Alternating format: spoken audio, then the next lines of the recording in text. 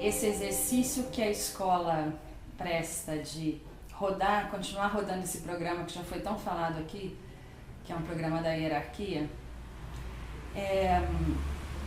impede a livre aprendizagem. O que significa isso? É planejado todo um começo, um meio e um fim para a aprendizagem. Isso que se estende para empresas e até inclusive nas nossas relações depois. O que acontece? Quando a gente começa a aprender, que não é separado da vida, é um outro problema, né? Você acha que tem que ir para a escola para aprender, ou então tem que dizer assim, agora eu vou aprender. Não acontece assim. A aprendizagem e vida são a mesma coisa. Aliás, a gente só vive porque aprende, só aprende porque vive. Então, o que acontece? Essa história do produto final limita muito as conexões que nós fazemos durante as elaborações. Porque como funciona essa questão da aprendizagem?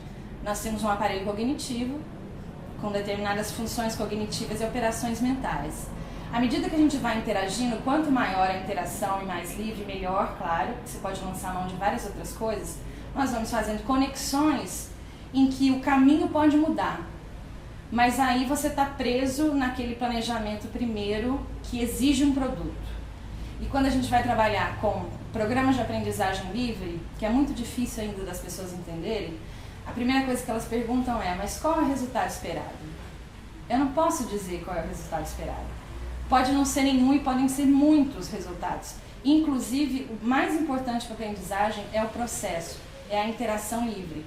É com ela que eu vou abrir novas funções, novas operações mentais, e quanto mais eu fizer isso, como se fosse um exercício mesmo, mais eu tenho condições de fazê-lo. E interagindo em grupo, aprendendo em grupo, que é a mesma coisa, também não consigo fazer diferença de você conversar ou parar para fazer alguma coisa específica. A aprendizagem não está ali, não está lá, ela está em todo lugar. À medida que o tempo vai passando, o que acontece?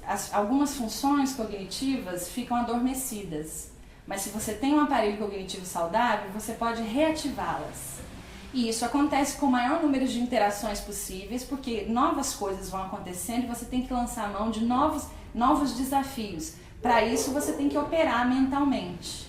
É por isso que é tão limitante, é quase que um impedimento, é um impedimento para a aprendizagem, você definir todo um planejamento para ser seguido em todos os campos da nossa vida. E como é que a gente transita do atual modelo para um outro modelo? Ou a gente não transita? Você cria algo diferente desde o começo? Eu acho que a gente sai saindo. Mas por que é difícil? Porque não é só na escola essa mentalidade. Se você acha que depois que você sai da escola, você vai conseguir interagir livremente. Inclusive nós, pessoas que estamos pensando sobre algumas coisas desse tipo, um pouco mais de liberdade, a gente tem uma necessidade às vezes de voltar. É como se a gente desse um passo e voltasse dois. Não que isso seja linear, porque não é. É para o próprio entendimento, para o nosso próprio entendimento. Então, às vezes, você num processo de livre criação, às vezes se sente solto. É porque não está acostumado e realmente não tem condições para. A cocriação, por exemplo, é um exemplo disso. A cocriação é um exemplo de mudança total de comportamento, de uma hierarquia para uma horizontalidade na criação e na aprendizagem, porque o criar é aprender, não é só criar alguma coisa, né? Que é aprender também. É difícil porque as conexões e as funções que você está acostumado a usar numa empresa hierárquica, na escola, até nas nossas relações, elas estão adormecidas. E às vezes você se sente confuso, isso é uma questão de não ter condições. Então a única maneira de você fazer é fazendo. A única maneira de você compreender é fazer. Não tem outro jeito. Tem que começar a fazer. A partir do momento que você se insere nessa livre interação e começa a cocriar, começa a aprender junto, cada vez você tem condições mais de. É um exercício constante. E a aprendizagem, como é mudança de comportamento, a gente muda o comportamento, a gente só muda o comportamento com o comportamento.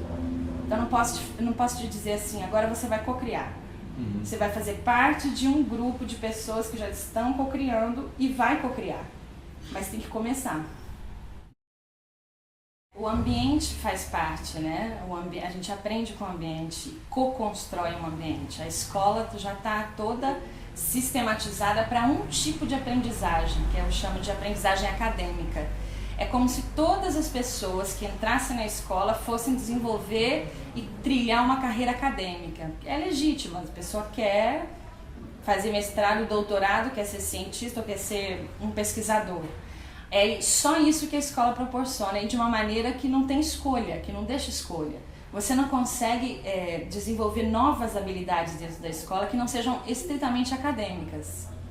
Cadeira, mesa, livro, papel, caneta, isso são instrumentos de quem vai trilhar uma carreira acadêmica. Aí já é excludente por si só a escola, com todo esse papel de inclusão, o que eles entendem por inclusão, escola democrática, escola que acolhe a todos. Desta maneira é impossível, porque está desconsiderando uma série de outras habilidades que as pessoas podem ter, ou desejos que as pessoas podem ter de querer aprender ou querer se desenvolver por outras coisas. Artes, culinária, todas essas outras coisas, a escola não entende como válido e não entende como relevante.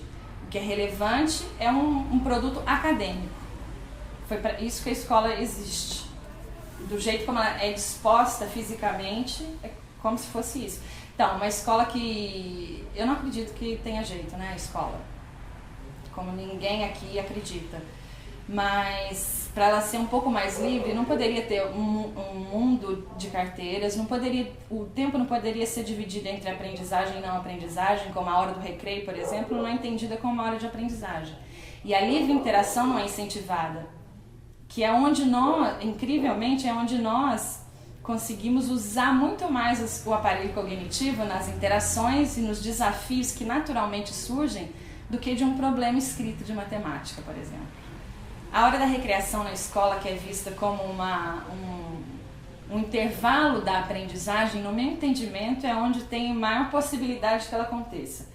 Primeiro que você entra em contato com diferentes pessoas, diferentes níveis de entendimento, diferentes habilidades, que é onde você tem maior condição de desenvolver e de aprender realmente, de mudar comportamento.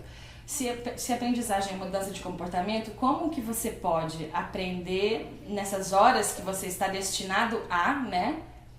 Que já corta a sua criatividade. A criatividade não tem hora. E ela normalmente surge naturalmente da interação. Então, a livre interação tem um impedimento nessas horas em que a escola entende que você está apto a aprender.